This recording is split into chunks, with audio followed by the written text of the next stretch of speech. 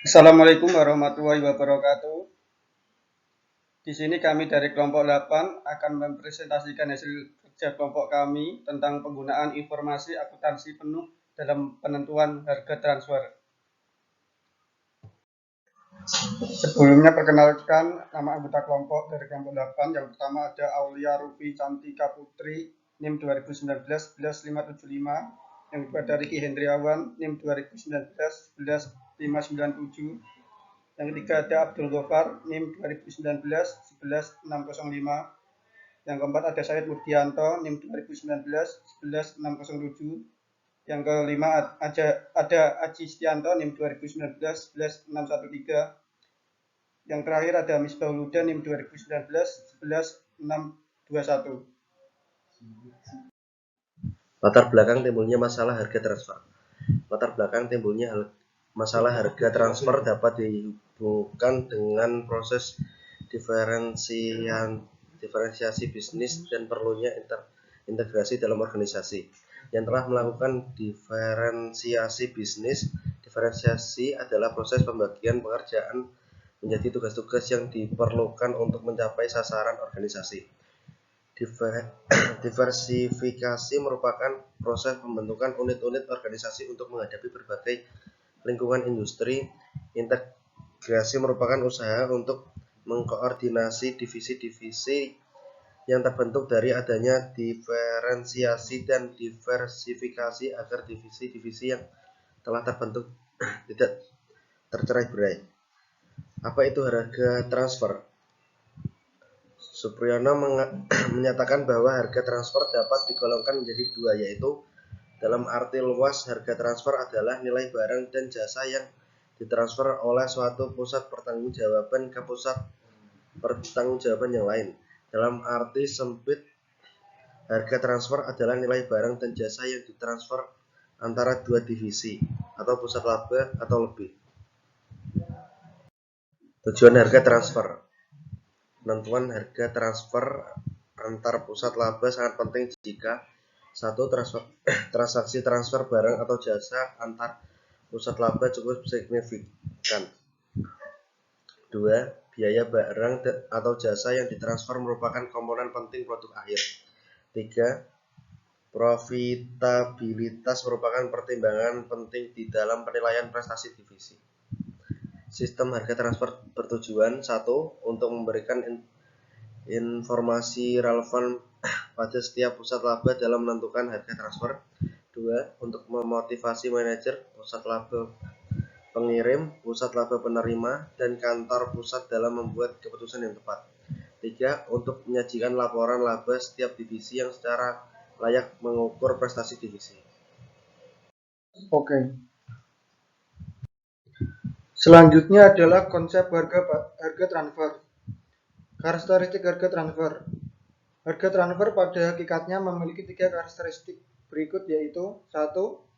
Masalah harga transfer hanya timbul jika divisi yang terkait hanya diukur kinerjanya berdasarkan atas laba yang diperoleh mereka, dan harga transfer merupakan unsur yang signifikan dalam membentuk biaya barang yang diproduksi di divisi pembeli. Yang kedua adalah harga transfer mengandung unsur laba di dalamnya.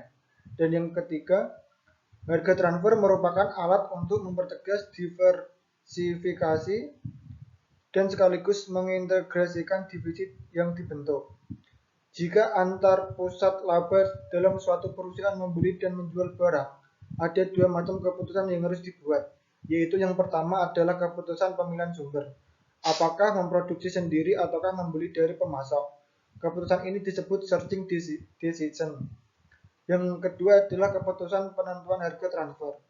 Jika barang diproduksi di dalam perusahaan sendiri, keputusan berikutnya adalah pada harga transfer dari divisi penjual ke divisi pembeli. Keputusan ini dikenal dengan istilah transfer pricing decision. Oke. Selanjutnya adalah dasar penentuan harga transfer. Dalam penentuan harga transfer, divisi pembeli dan divisi penjual harus menyepakati dasar yang akan dipakai sebagai landasan penentuan harga barang yang ditransfer antar divisi tersebut. Cara penilaian aktiva yang dipakai sebagai dasar penentuan laba yang diperhitungkan dalam harga transfer dapat dibagi menjadi dua cara, yaitu penilaian aktiva lancar dan cara penilaian aktiva tetap. Jika jenis aktiva lancar yang diperhitungkan dalam investment base telah ditetapkan, penilaian aktiva lancar dapat dipilih dari 1. Nilai bersih aktiva yang direalisasikan atau net realized value aktiva lancar pada awal tahun berlakunya harga transfer. Yang kedua adalah nilai bersih yang direalisasikan atau net realized value aktiva lancar rata-rata dalam tahun berlakunya harga transfer.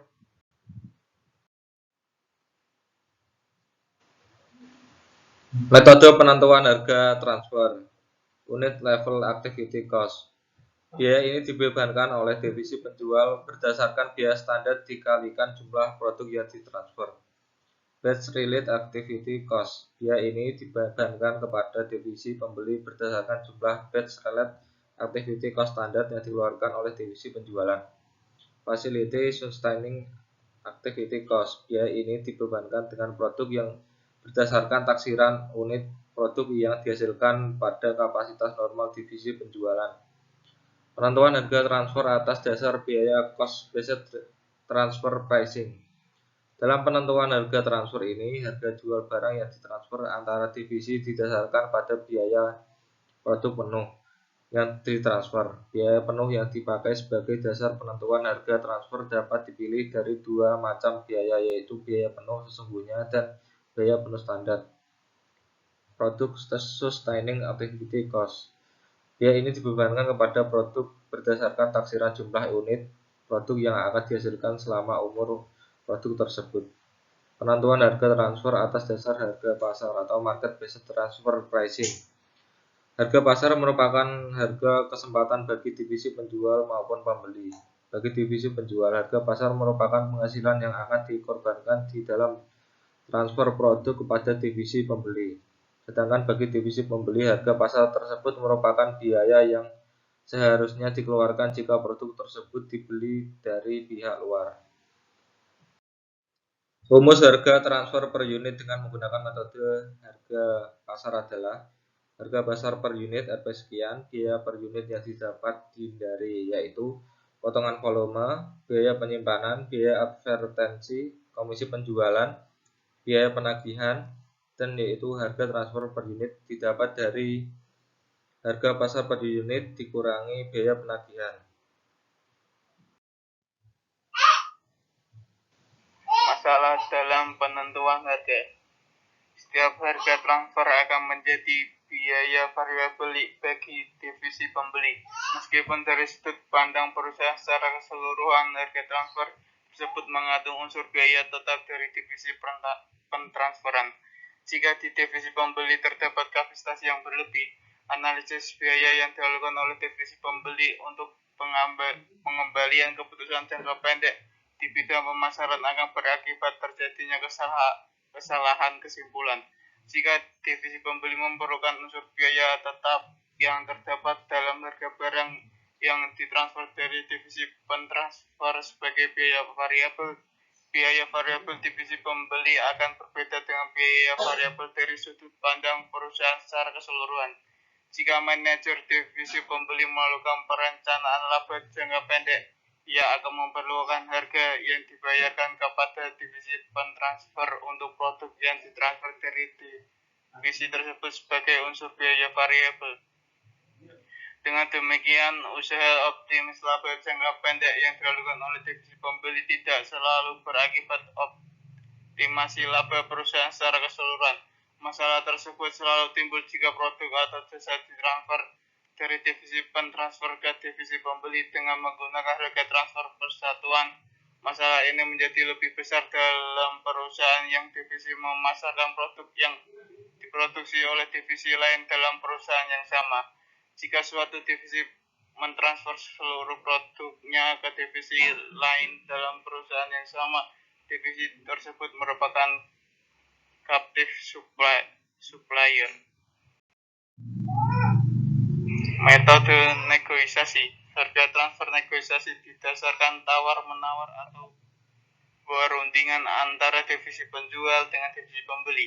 Penentuan harga negosiasi menganjurkan proses tawar-menawar bebas atau arm's length antar divisi seolah-olah sebagai kesatuan usaha yang terpisah. Kebebasan ini tercipta jika divisi penjual dapat pula menjual produknya ke pihak luar dan divisi pembeli dapat membeli produk yang sama dari pihak lain. Alasan pemakaian metode negosiasi. Yang pertama, negosiasi menunjukkan kepercayaan manajer kantor pusat pada manajer divisi. Yang kedua, harga negosiasi dapat mencerminkan prestasi laba divisi.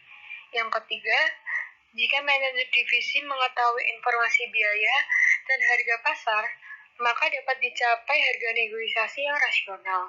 Yang keempat, mendapatkan tujuan yang sama untuk mendapatkan suatu kesepakatan saling menguntungkan. Metode negosiasi lainnya memiliki beberapa kelemahan. Antara lain, pertama, memerlukan waktu lama untuk perundingan. Yang kedua, cenderung menimbulkan konflik antara divisi. Yang ketiga, laba divisi sangat peka terhadap keahlian manajer divisi dalam tawar-menawar. Yang keempat, jika harga negosiasi sudah tidak memuaskan dapat berakibat produktivitas rendah.